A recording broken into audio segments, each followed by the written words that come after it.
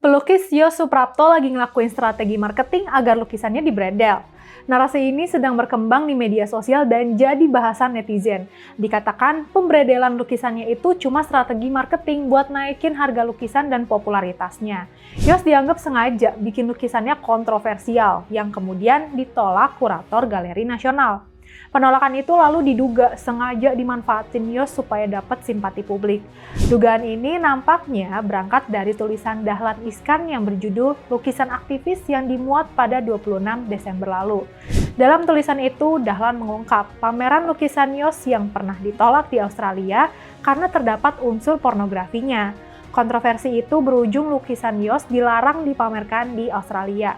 Media di sana memblow up pembredelan itu. Nama Yos langsung top, lukisannya diborong kolektor, tulis Dahlan Iskan. Yos bilang pembredelan itu bikin hidupnya berubah. Saya jadi kaya raya, kata Yos dikutip Dahlan Iskan. Karena itu, netizen menduga Yos pakai taktik yang sama pas lukisannya dipamerkan di Galeri Nasional, kata akun @kurawa. Infonya, sampai saat ini lukisan Yos yang semula bakal dipamerin di Galeri Nasional Yos udah laku terjual 7 lukisan. Akibat pelarangan pameran lukisannya di Australia, Yos jadi kaya raya. Tapi, apakah nasib baik akan tetap menyertai Yos setelah pameran lukisannya dibatalkan Galeri Nasional? Kita tunggu waktu yang akan menjawabnya. Tapi yang pasti, penolakan pameran Yos saat ini masih jadi polemik. Pemerintah Prabowo dituduh mengancam kebebasan berekspresi gara-gara pembatalan pameran lukisan Yos itu. Pemerintah dianggap otoriter membatalkan pameran karena di dalam pameran pelukis kawakan itu ada karya yang menghina Jokowi. Padahal yang melarang sebenarnya bukan pemerintah.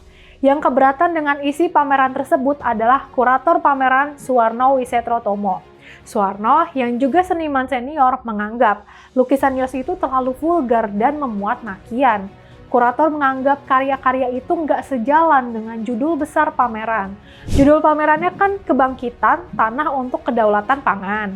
Tapi kok ada lukisan yang vulgar dan merendahkan Jokowi? Karena Yos tak bersedia menurunkan lukisan bermasalah itu, akibatnya Suwarno mundur. Akibatnya lagi, Galeri Nasional membatalkan acara itu. Soalnya bagi mereka, pendapat kurator itu sangat penting. Dalam acara pameran kesenian saat ini, kurator adalah pihak yang diminta menilai, memilih, dan menentukan karya-karya mana saja yang layak ditampilkan. Jadi kalau kurator menganggap karya yang ditampilkan tidak layak, galeri pun terpaksa berpikir ulang. Apalagi Galeri Nasional Indonesia adalah sebuah lembaga budaya negara. Galeri Nasional menyatakan tidak membatalkan, tapi menunda walau jadwal pastinya belum bisa dipastikan. Lucunya, Yos nggak terima dengan penilaian negatif terhadap karya-karyanya. Di konferensi persnya, dia membantah tuduhan bahwa dia melontarkan makian terhadap Jokowi dalam lukisannya. Dia juga membantah bahwa isi lukisannya menyindir Jokowi atau bahkan ditujukan kepada penguasa tertentu. Sebagai seniman senior, Yos seharusnya mengakui saja bahwa dalam lukisannya emang termuat pernyataan politik terhadap Jokowi. Kenapa Yos takut untuk mengakui bahwa dia emang menganggap Jokowi menindas rakyat? Yuk, jadi seniman yang jujur.